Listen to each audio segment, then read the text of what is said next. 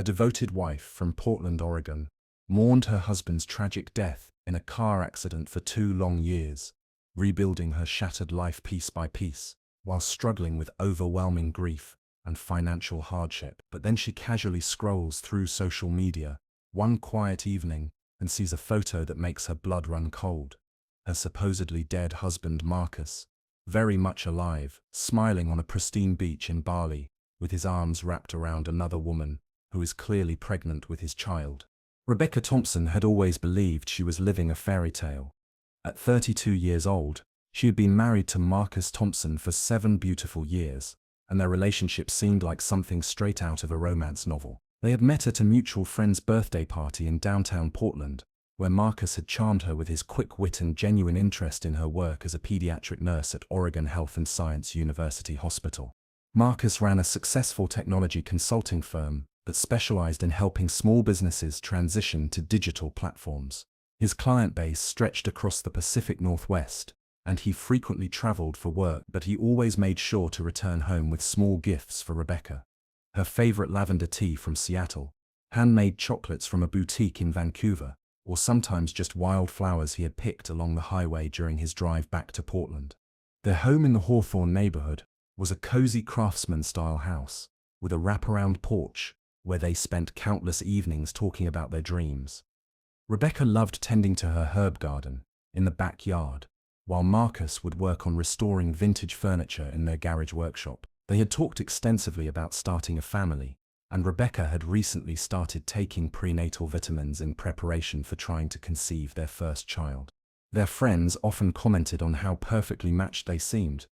Marcus would surprise Rebecca at the hospital with her favorite coffee during her long shifts, and she would leave encouraging notes in his laptop bag before his important business trips. They hosted dinner parties regularly, where Marcus would cook his famous salmon with Rebecca's homegrown rosemary, and their guests would stay late into the evening, drawn by the warmth and laughter that filled their home. Rebecca's parents, who lived just an hour away in Salem, adored Marcus and had welcomed him into their family immediately. He remembered every birthday, anniversary, and holiday, often coordinating with Rebecca to plan elaborate surprises for her mother and father. During family gatherings, Marcus would spend hours playing board games with Rebecca's younger brother Kevin, who was studying engineering at Oregon State University, and looked up to Marcus as a mentor and role model. The couple shared a joint savings account, where they had been steadily building funds for a down payment on a larger house where they could raise their future children. Marcus was meticulous about their finances, handling most of the banking and investment decisions, while keeping Rebecca informed about their progress toward their goals. They had recently celebrated paying off Rebecca's student loans from nursing school, a milestone that felt like a huge step forward in their journey together. Marcus was also deeply involved in their local community. He volunteered as a youth soccer coach at the nearby community center and had helped organize several fundraising events for the hospital where Rebecca worked. His business was thriving, and he often spoke about expanding his services to help more small businesses succeed in an increasingly digital world. On a rainy Thursday morning in November, Marcus kissed Rebecca goodbye as he prepared to leave for what should have been a routine 3-day business trip to Seattle. He was meeting with a potential new client, a boutique hotel chain that wanted to upgrade their reservation and customer management systems. Rebecca remembered feeling particularly affectionate that morning, holding on to him a little longer than usual as they said their goodbyes. Marcus had texted her throughout the day, sending photos of the Seattle skyline and a funny picture of his hotel room's overly complicated coffee machine. His last message came at 6:45 in the evening. Meeting went great. Driving back first thing tomorrow morning. Cannot wait to see you and tell you all about the new contract. Love you more than coffee. Loves Cream. Rebecca had smiled at his text and gone to bed early, planning to surprise him with his favorite breakfast when he returned the next day. She was scheduled to work the night shift at the hospital, but she had arranged to leave early so she could be home when Marcus arrived. The phone call came at 2:37 in the morning while Rebecca was checking on a young patient who had been admitted with pneumonia. The voice on the other end belonged to a Washington State police officer named Sergeant Linda Carter, and her words seemed to come from very far away. "Mrs. Thompson, I am calling about your husband, Marcus Thompson. There has been a serious automobile accident on Interstate 5 near Olympia. I need you to know that your husband was involved in a single vehicle collision that occurred around 11:15 this evening. Rebecca felt the phone slip from her hands, and her supervisor, Nancy Rodriguez, caught her as her knees buckled. The officer explained that Marcus's rental car had apparently skidded on the wet roadway and struck a concrete barrier at high speed. The vehicle had caught fire, and the scene was too damaged for immediate identification, but Marcus's wallet and identification had been found thrown clear of the wreckage. The next several hours passed in a haze of disbelief and logistical arrangements. Rebecca's parents drove through the night to be with her, and her brother Kevin took time off from his classes to help coordinate with the authorities in Washington. The hospital administrators were incredibly supportive, immediately granting Rebecca emergency leave and connecting her with grief counselors. The identification process was complicated by the severe damage to the vehicle and the subsequent fire. The medical examiner in Olympia explained that dental records would be necessary for positive identification, a process that could take several days. Marcus's dental office in Portland provided the necessary records, and after an agonizing wait, the identification was confirmed. The funeral arrangements felt surreal to Rebecca. She moved through the planning process as if she were watching someone else make decisions about flower arrangements, music selections, and burial plots. Their church was packed with mourners, colleagues from the hospital, clients from Marcus's business, neighbors from their close-knit community, and family members who had traveled from across the country. During the service, Marcus's business partner, David Kim, delivered a eulogy that brought the entire congregation to tears. He spoke about Marcus's integrity, his dedication to helping small businesses thrive, and his deep love for Rebecca. David also announced that he would be taking over Marcus's client relationships and ensuring that all ongoing projects would be completed according to Marcus's high standards. The months following Marcus's death were the darkest period Rebecca had ever experienced. The insurance company processed Marcus's life insurance policy efficiently, providing her with enough money to pay off their mortgage and cover living expenses for several years. However, the financial security did little to ease the crushing loneliness and grief that consumed her daily life. Rebecca struggled to return to work at the hospital. The long shifts that had once energized her now felt overwhelming, and she found herself breaking into tears while caring for her young patients. Her supervisor, Nancy, was incredibly understanding, allowing Rebecca to reduce her hours and take on less demanding assignments while she worked through her grief. The house felt enormous and empty without Marcus's presence. Rebecca would often catch herself setting 2 coffee cups on the counter in the morning, or cooking portions large enough for 2 people. She kept Marcus's clothes in their shared closet for months, finding comfort in occasionally catching a whiff of his cologne on his shirts. Rebecca's family and friends rallied around her with incredible support. Her mother, Patricia, drove up from Salem twice a week to help with household tasks and grocery shopping. Kevin would visit on weekends, often bringing his textbooks so he could study while keeping Rebecca company. Their neighbor, an elderly woman named Rose Chen, regularly brought homemade soup and sat with Rebecca for hours, sharing stories about her own experience of losing her husband 20 years earlier. Gradually, Rebecca began to find small moments of peace and even joy. She started attending a grief support group at their church, where she met other people who understood the unique challenges of sudden loss. She also began volunteering at a local animal shelter, finding that caring for abandoned pets gave her a sense of purpose and helped her process her own feelings of abandonment. After about 18 months, Rebecca cautiously began dating again. She met a kind radiologist named Thomas through mutual friends at the hospital, and they developed a slow, gentle relationship built on friendship and shared interests in hiking and cooking. Thomas was patient with Rebecca's healing process and never pressured her to move faster than she felt comfortable. Rebecca also made the difficult decision to sell some of Marcus's business equipment and personal items. David Kim helped her understand which items had value and connected her with buyers who appreciated Marcus's high-quality tools and furniture. The process was emotionally challenging but also cathartic, helping Rebecca create space for new experiences while honoring Marcus's memory. By the 2nd anniversary of Marcus's death, Rebecca felt like she was finally emerging from the deepest part of her grief. She had returned to full-time work at the hospital, was in a stable relationship with Thomas, and had even started making plans to travel to Europe the following summer, a trip she and Marcus had always talked about taking together. On a quiet Sunday evening in late October, Nearly 2 years after Marcus's death, Rebecca was curled up on her couch with a cup of tea, casually scrolling through Instagram while a cooking show played softly in the background. She had spent the day hiking with Thomas and some friends from the hospital, and she was feeling relaxed and content as she caught up on social media posts from her extended network of friends and acquaintances. Rebecca was mindlessly scrolling past the usual collection of food photos, vacation snapshots, and inspirational quotes when a particular image made her freeze completely.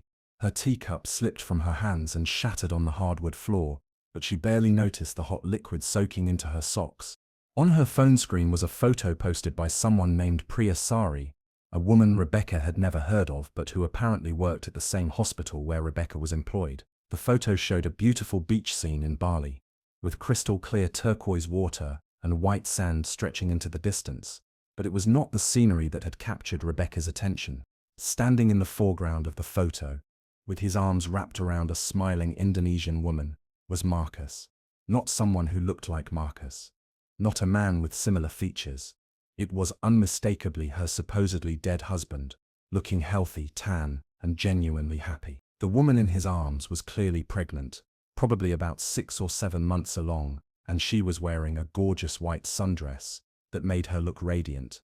Rebecca stared at the photo for what felt like hours, zooming in on Marcus's face, studying every detail to convince herself that she was somehow mistaken. But there was no denying it.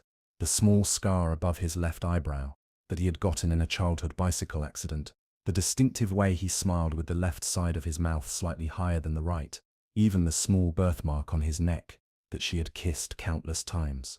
The caption on the photo read, "So blessed to be celebrating our 6-month wedding anniversary in paradise. Baby Thompson will be here in just 3 months, and we cannot wait to meet our little miracle. Thank you, Marcus, for showing me what true love really means."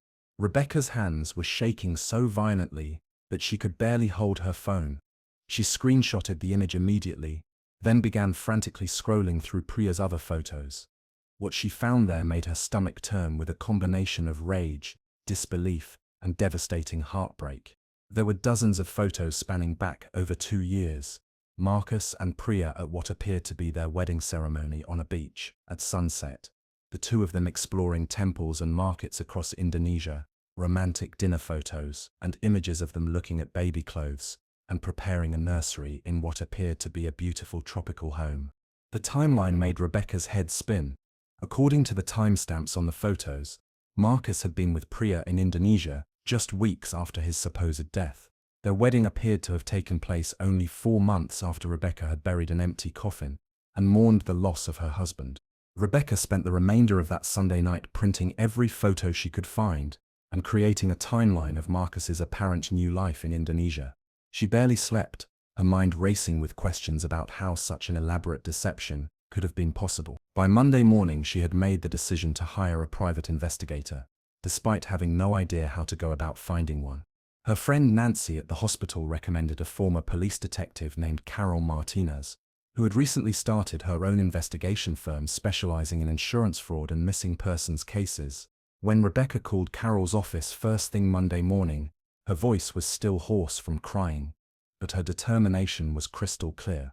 Carol agreed to meet with Rebecca that same afternoon, and when Rebecca showed her the printed photos and explained the situation, Carol's eyebrows rose with professional interest. "I have seen a lot of strange cases in my 15 years as a detective," Carol said, "but this level of deception would require significant planning and resources. Let me ask you some direct questions about your husband's business and financial arrangements." Carol's investigation began immediately with a comprehensive review of Marcus's business records, bank accounts, and insurance policies. What she discovered over the following weeks painted a picture of careful, methodical fraud that had been in planning for at least 2 years before Marcus's supposed death. Marcus had gradually been transferring money from their joint accounts and his business accounts to offshore accounts in the Cayman Islands and Singapore. The transfers were small enough to avoid triggering automatic bank reporting requirements, but over time they amounted to nearly $400,000, money that should have been part of Rebecca's inheritance. Carol also discovered that Marcus had been traveling to Indonesia much more frequently than Rebecca had realized. His supposed business trips to Seattle, Vancouver, and San Francisco had actually been flights to Jakarta, where he had been developing his relationship with Priya and establishing residency in Indonesia. He had been using a false passport and identity that he had apparently purchased through criminal contacts. The investigation revealed that the car accident in Washington had been carefully staged. Marcus had rented the vehicle using false identification, then set up the crash scene to make it appear as though he had died. He had apparently used accelerants to ensure that the fire would destroy any physical evidence, and he had planted his real identification at the scene to ensure that authorities would conclude he had been killed. Carol explained to Rebecca that this type of fraud was more common than most people realized, particularly among individuals who had significant debts or who wanted to escape existing relationships. The challenging part, Carol said, is that because Marcus is officially dead according to United States records, pursuing him legally is extremely complicated. Indonesia does not have an extradition treaty with the United States for this type of crime. As Carol's investigation continued, the full scope of Marcus's betrayal became even more devastating. Rebecca learned that Marcus had been planning his disappearance for nearly 3 years, carefully laying groundwork for his new life while maintaining his loving husband facade at home. Marcus had met Priya during a legitimate business trip to Indonesia 2.5 years earlier. She worked as a translator for international businesses, and she had been hired to help Marcus communicate with potential clients in Jakarta. Their relationship had begun as a professional collaboration, but had quickly developed into a romantic affair. Rather than ending his marriage to Rebecca or attempting to work through his feelings, Marcus had made the calculated decision to fake his death and start over completely. He had spent months researching how to create false identification documents and had connected with criminal networks that specialized in helping people disappear. The financial theft was even more extensive than Carol had initially discovered. Marcus had taken out several credit cards in Rebecca's name without her knowledge, accumulating nearly $50,000 in debt that Rebecca was now responsible for paying. He had also borrowed against his life insurance policy, reducing the amount that Rebecca would eventually receive. Perhaps most heartbreakingly, Carol discovered that Marcus had been documenting his deception in a detailed journal that he kept on an encrypted laptop. In his own words, Marcus had written about his frustration with his marriage to Rebecca, his excitement about his new relationship with Priya, and his detailed plans for faking his death. He had even written about watching Rebecca's grief from afar through social media and mutual acquaintances, showing no remorse for the pain he was causing. The journal entries revealed that Marcus viewed Rebecca as naive and boring, someone who had served her purpose during his 20s but who no longer fit his image of the life he wanted to live. He wrote extensively about his attraction to Priya's youth and beauty, and about his excitement over becoming a father in Indonesia, where he could start fresh without any baggage from his previous life. Carol was able to obtain copies of these journal entries through her contacts in international cybercrime investigation, and reading Marcus's words was almost more painful for Rebecca than discovering his deception in the first place. The man she had loved and mourned had never really existed. He had been performing the role of devoted husband while secretly planning his escape. Pursuing legal action against Marcus proved to be incredibly complex, but not impossible. Carol connected Rebecca with a federal attorney who specialized in international fraud cases, and together they built a case that focused on the insurance fraud and identity theft rather than the fake death itself. The insurance company that had paid out Marcus's life insurance policy was extremely interested in recovering the money they had been defrauded out of, and they provided significant resources for the legal case. Additionally, the Internal Revenue Service became involved when they discovered that Marcus had not been paying taxes on his Indonesian income. Working with Indonesian authorities required patience and cultural sensitivity, but eventually Carol was able to locate Marcus and Priya in their home near Ubud, Bali. Indonesian police were cooperative once they understood that Marcus was living in their country under false pretenses and had committed serious crimes in the United States. Marcus was arrested 6 months after Rebecca first discovered his deception. The arrest took place at the hospital, where Priya was giving birth to their daughter, adding another layer of complexity to an already complicated situation. Marcus was extradited to the United States to face charges of insurance fraud, identity theft, and tax evasion. The legal proceedings took nearly 2 years to resolve completely. Marcus ultimately pleaded guilty to federal fraud charges and was sentenced to 8 years in prison. with the requirement that he pay full restitution to Rebecca and the insurance company. The court also ordered him to cover all of Rebecca's legal expenses and provided additional compensation for the emotional distress he had caused. Rebecca chose not to attend most of the court proceedings, focusing instead on rebuilding her life and processing the trauma of discovering that her entire marriage had been built on lies. She continued working with a therapist who specialized in betrayal trauma, and she found tremendous support through online communities of people who had experienced similar deceptions. During the legal proceedings, Rebecca learned that Priya had been completely unaware of Marcus's true identity and his existing marriage. Priya had been told that Marcus was a divorced American businessman who had moved to Indonesia to start a new life. When she discovered the truth, Priya was devastated and chose to cooperate fully with authorities. Rebecca felt an unexpected sense of compassion for Priya, recognizing that she too had been a victim of Marcus's deception. The two women never met in person, but they exchanged letters through their attorneys, and Rebecca found some peace in knowing that Priya and her daughter were receiving support from her family in Indonesia. The financial restitution from Marcus helped Rebecca pay off the debts he had accumulated in her name and provided her with resources to pursue new opportunities.